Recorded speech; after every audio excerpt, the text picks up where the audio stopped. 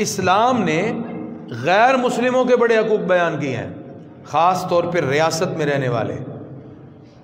دیکھیں جہاں تک تو غیر مسلم اس ریاست میں رہیں، اسلام ان کو جو رائٹس دیتا ہے، میں پوری ذمہ داری سے کہتا ہوں، دنیا کے کسی مذہب کا لٹریچر اٹھائیں، وہ غیر مسلموں کو وہ حقوق نہیں دیتا جتنے حقوق اسلام نے ان کو عطا فرمائے ہیں۔ ان کا مذہبی حق، ان کا معاشی حق، ان کا معاشرتی حق، ان کا اقتصادی حق، ان کا سیاسی حق اسلام نے دیا، اور اسلام سے بڑھ کر کوئی غیر مسلموں کو اتنے حقوق نہیں دیتا۔ اسلام میں جہاں کفار کے خلاف جہاد کا حکم ہے، وہاں بھی کہا گیا پہلے وہاں کے باشندوں کو اسلام کی دعوت دی جائے، ان کو اسلام کی طرف قائل کیا جائے، اور اگر کہیں فتنہ بڑھے اور کوئی آپشن اور نہ بچے تو پھر دین اسلام کی سربلندی کے لیے، اپنی حکومت کو تقویت دینے کے لیے نہیں، اللہ کے دین کو دنیا میں قائم کرنے کے لیے جہاد کیا جاتا ہے۔ لہذا جو غیر مسلم اسلامی ریاست کا شہری ہو یا اسلامی ریاست کا ویزا لے کے آئے اور وہاں اقامت پذیر ہو، وہ جاب کرنے کے لیے آیا، وہ کسی کام کی غرض سے آیا، وہ تفریح کے لیے آیا، اسلام نے اس کے پورے حقوق بیان کیے ہیں مکمل، اور ان کے حقوق کی جو فہرست ہے آج کی گفتگو کی اس نشست میں ہو ہی نہیں سکتی، چونکہ میری اسپیشلائزیشن ہی اسی پر ہے، جو میرا ٹاپک ہے پی ایچ ڈی کے اندر، وہ میری اسپیشلائزیشن اسی پر ہے، ادر ریلیجن پر، تمام مذاہب کو ہم نے پڑھا ہے، اور میں اس میں سے چند مثالیں آپ کے سامنے پیش کرتا ہوں۔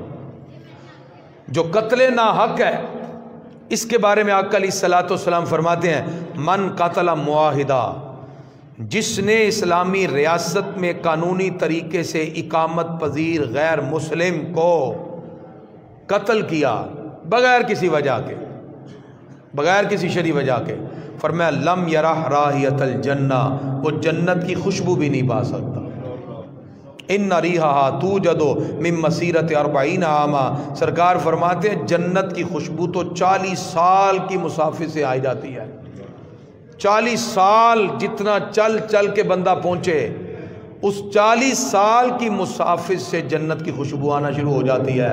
فرمایا جس نے کسی غیر مسلم کو اپنے شہر میں بسنے والے کو ناحق قتل کیا، فرمایا وہ جنت کی خوشبو بھی نہیں پا سکتا۔ اور میں یہ حدیث صحیح بخاری حدیث کا نمبر 3166 ہے، اور اس مقام پر یہ جو میں حدیث پیش کرنے لگا ہوں یہ سنن ابی داؤد کی ہے، حدیث کا نمبر 3052 ہے، اور اس حدیث کو ذرا دل تھام کے سنیے، اور میں اس بات پر، اس حدیث پر اگر تبصرہ کروں تو گھنٹوں وقت چاہیے کہ اسلام نے ایک غیر مسلم کو کتنے حقوق دیے جو ہمارے معاشرے میں بستا ہے۔ ہم دین سے دور ہوئے، اگر آج یہ واقعات ہو رہے ہیں اس کی وجہ دین سے دوری ہے، دین اسلام اس کا سبب نہیں ہے۔ اگر ہم دین کے ساتھ وابستہ ہوتے تو ہم ان کے حقوق کا خیال کرتے۔ نبی کریم صلی اللہ علیہ وسلم فرماتے ہیں الا، اے لوگو خبردار، من ظلم معاہدہ، جس نے کسی معاہد پر ظلم کیا، کسی غیر مسلم پر جو کسی ملک میں اقامت پذیر ہے، وہ رہنے کے لیے آیا یا اسی ملک کا شہری ہے، جو ہمارے ملک کا شہری ہو وہ مائنورٹیز ہے، ہم اس کو ذمی کہتے ہیں، ہمارے ملک میں بسنے والے عیسائی، ہندو، سکھ وغیرہ وہ اس ملک کے مائنورٹیز ہیں، ان کے حقوق بھی بیان ہوئے۔ اور جو ویزا لے کے آیا جاب کرنے کے لیے، تفریح کے لیے، کسی بھی مقصد کے لیے، آقا علیہ الصلوۃ والسلام فرماتے ہیں جس نے اس پر ظلم کیا، اوین تاکسہ، یا اس کے حق میں کمی کی، او کلفہ فوق طاقتہ، یا اس کی طاقت سے زیادہ اس پہ بوجھ ڈالا، 3 چیزیں سرکار نے ذکر کی۔ فرمایا جس نے کسی معاہد غیر مسلم پر کیا کیا، ظلم کیا، یا اس کے حق میں کمی کی، یا طاقت سے زیادہ اس پہ بوجھ ڈالا۔ ایک افغانی ہے، آپ جانتے ہیں افغانی ہے، اور 1000 روپیہ مزدوری چل رہی ہے، آپ صبح سے شام تک کام کرواتے ہیں، اور شام کو اسے کہتے ہیں پھڑ 800 روپیہ، یہ بھی شکر کر میں تنوں دیتا ہی۔ آپ کو پتہ ہے افغانی ہے، میرا کیا بگاڑ لے گا؟ اور جاتے ہوئے اس نے کہا بھی دیکھو میرا حق ہے، میرا حق تو 2000 روپیہ، آپ ایک تھپڑ بھی مار دیں۔ آپ نے اس پہ ظلم بھی کیا، آپ نے اس کا حق بھی مارا۔ کسی غیر مسلم یا کسی دوسرے ملک کا وہ فرد جو آپ کے ملک میں آیا ہے اور آ کے وہ یہاں کام کر رہا ہے اور آپ پورا کام کر رہا ہے، اور آپ اس کے حق میں کمی کر دیتے ہیں یا اس پہ ظلم کرتے ہیں یا طاقت سے زیادہ اس پہ بور ڈال دیتے ہیں. یعنی بعض جگہ ملازم پوشہ لوگ ہوتے ہیں اور لوگ اپنے لوگوں کے لیے تو کم اور اس کے لیے زیادہ کام رکھ دیتے ہیں. اب یہ تینوں چیزیں اس کے لیے ظلم ہے کہ اس کا حق کم کرنا، اس کے پیسے کم کرنا یا زیادہ طاقت سے زیادہ بوجھ ڈالنا. سرکار فرماتے ہیں جس بندے نے یہ کام کیا فَأَنَا حَجِيجُهُ يَوْمَ الْقِيَامَةِ، جب قیامت کے دن اللہ کی بارگاہ میں اس کا کیس لگے گا اور وہ کہے گا یا اللہ اس بندے نے مجھ سے پورا کام کروایا، مزدوری کم دی ہے، اس نے ظلم بھی کیا، میرے منہ پہ تھپڑ بھی مار دیا ہے، یا اللہ اس نے میری طاقت سے زیادہ بوجھ ڈالا ہے، اس نے باقی لوگوں پر اتنا کام ڈالا، مجھ پر زیادہ ڈالا.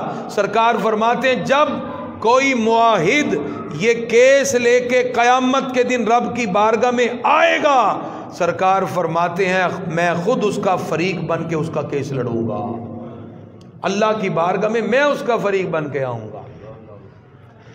اب اس حدیث سے پتہ چلا کہ اسلامی ریاست میں بسنے والے کسی غیر مسلم کے ساتھ تو اتنی بھی اسلام نے اجازت نہیں دی. اور سرکار فرماتے ہیں اگر کوئی غیر مسلم یا معاہد کے ساتھ جس کے ساتھ اس نے اس کے حقوق میں کمی کی ہے، آقا علیہ الصلوۃ والسلام فرماتے ہیں قیامت کے دن میں خود اس کا فریق بن کے آؤں گا اور میں خود اس کا کیس لڑوں گا. اس سے پتہ چلا کہ اسلام نے غیر مسلموں کے حقوق کو بیان کیا اور مسلمانوں کو روکا ہے کہ ان پہ کسی طرح کا ظلم نہ کرو، نہ زبان کے ذریعے، نہ ہاتھ کے ذریعے، نہ کسی پیسے کی کمی کے ذریعے، بلکہ جو حق بنتا ہے اس کو دو، اس لیے کہ وہ تمہارے ملک میں آیا ہے تو تم اس کا حق دو گے، اللہ بھی راضی ہوگا، اللہ کے رسول بھی راضی ہوگا. اسلام نے ہمیں یہ حقوق دیے. اور پھر گرامی حضرات ایک واقعہ کسی معاشرے کے اندر کریٹ کیا جاتا ہے، پھر وہ لوگ جو عالمی امن کے ٹھیکیدار بنے ہوئے ہیں وہ ایک واقعے پر، ایک ایشو پر پاکستان کو بدنام کرنے کی کوشش کر رہے ہیں. اسلام کو بدنام کرنے کے لیے انٹرنیشنل میڈیا پہ بیٹھ کے بولنا شروع ہو گئے. ہم ان کو بھی باور کرانا چاہتے ہیں. آپ کون سے ایک واقعے کی بات کرتے ہیں؟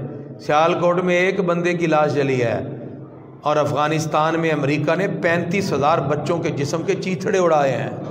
تم کون سے امن کی بات کر رہے ہو؟ عراق اور لیبیا میں مسلمانوں کے لاشوں کے ڈھیر لگائے ہیں امریکہ نے. یہ کوئی امن والے نہیں ہیں، نہ یہ دنیا میں امن پیدا کرنا چاہتے ہیں. اگر یہ امن کے عالمی ٹھیکیدار ہیں تو پھر عراق، افغانستان اور اسی طرح لیبیا میں مسلمانوں کے خون کی کیوں ہولی کھیلی گئی؟ آج بھی فلسطین کے اندر وہ اسرائیل جو اسلام کو بدنام کرنے کے لیے سیالکوٹ کے ایک واقعے کو سامنے لے کے آ رہا ہے. یہاں تو ایک بندے کی بات ہے، اب تک غزہ پٹی پر کتنے سینکڑوں مسلمانوں کے لاشیں مسلمان اٹھا چکے ہیں جن کو تم نے بغیر کسی وجہ کے نہتے گولی مار کے ختم کر دیا. تم کون سی عالمی امن کی بات کرتے ہو؟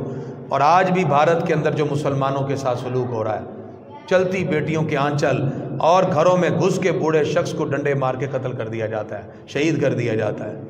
اسی طرح برما میں مسلمانوں پہ ہونے والا ظلم. تو ایک تو ہم ان کو بھی یہ باور کرانا چاہتے ہیں جو عالمی میڈیا پہ بیٹھ کر اسلام کے خلاف بات کرنا شروع ہو گئے. خدا کی عزت کی قسم، اسلام سے بڑھ کر دنیا میں کوئی امن کا پیغام قائم نہیں کر سکتا. بقائے باہمی کا راز اگر کسی دین میں ہے تو وہ فقط دین اسلام کے اندر ہی ہے جو پوری دنیا کو امن کی ایک چھتری کے نیچے لا سکتا ہے.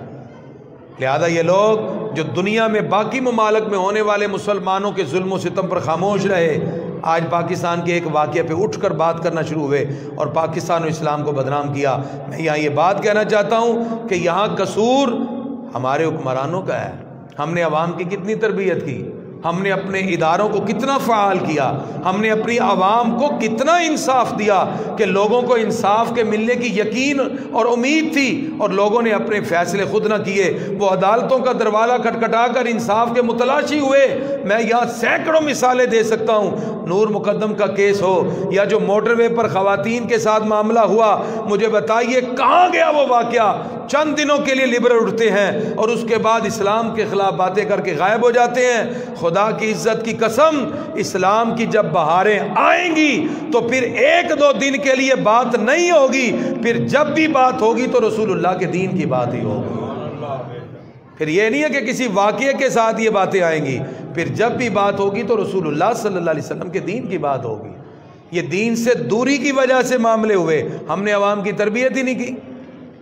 کہاں ہے تحمل، کہاں ہے برداشت، اس عوام کو کہاں تربیت یہ دی گئی؟ اور جس وقت اداروں نے اپنی ذمہ داریاں پوری نہ کی تو عوام نے سڑکوں پہ فیصلے کرنا شروع کر دیے۔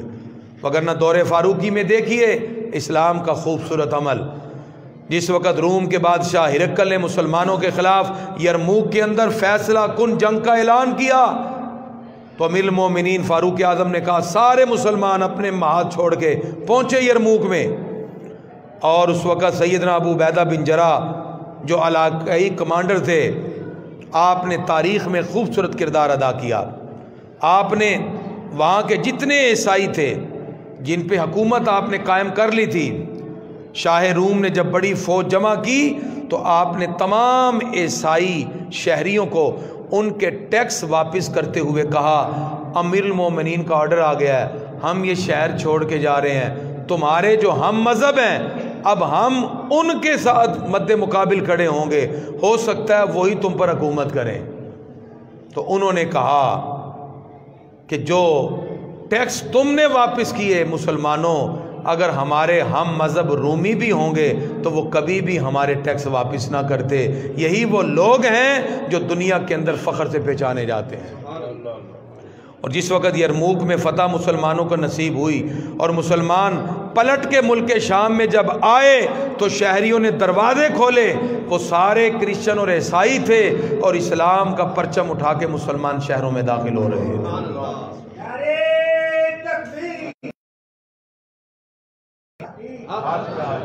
اسی طرح حضرت مولا کائنات علی المرتضی شیر خدا کرم اللہ وجہ الکریم، آپ کے دور میں ایک شخص نے غیر مسلم شہری کو قتل کر دیا، کیس لگا، فیصلہ ہوا، لیکن وہاں فیصلے 40 سال نہیں ہوتے تھے کہ بیٹے نے جو کیس کیا ہے دادا بھی اور دادا پوتا جا کے کہیں اس کا فیصلہ ہو رہا ہے۔ 3 نسلیں چلی گئی ہیں پاکستان میں، کیس لگے ہوئے ہیں، طریقوں پہ طریقیں پڑھی جا رہی ہیں۔ اسی وقت مولا کائنات نے عدالت میں تمام شواہد کے ساتھ فیصلہ مکمل ہوا، فرمایا بھی اس کو قتل کر دیا جائے۔ اسلام کا حکم ہے، قتل کرنے والا مسلمان ہے اور جس کو قتل کیا وہ غیر مسلم ہے۔ مولا علی نے فیصلہ کر دیا، فرمایا قتل کیا جائے۔ وہ جو لوگ تھے وہ جا کے مقتول کے بھائی نے حضرت علی کے پاس حاضر ہو کے کہا کہ قاتل کے آل خانہ نے مقتول کے بھائیوں کو دیت وصول کرنے پر راضی کر دیا۔ اب جب قاتل کے اہل خانہ نے راضی کر لیا مقتول کے تمام احباب کو کہ ہم دیت لیں گے، تو مولا علی نے ان کو بلایا، کہا اگرچہ تم غیر مسلم ہو لیکن ہم تمہیں پورا موقع دیتے ہیں، بتاؤ کیا قاتل کے آل خانہ نے تمہیں زبردستی تو نہیں منوایا؟ کہا نہیں جی، نہیں زبردستی نہیں منوایا، ہم خود مان گئے ہیں۔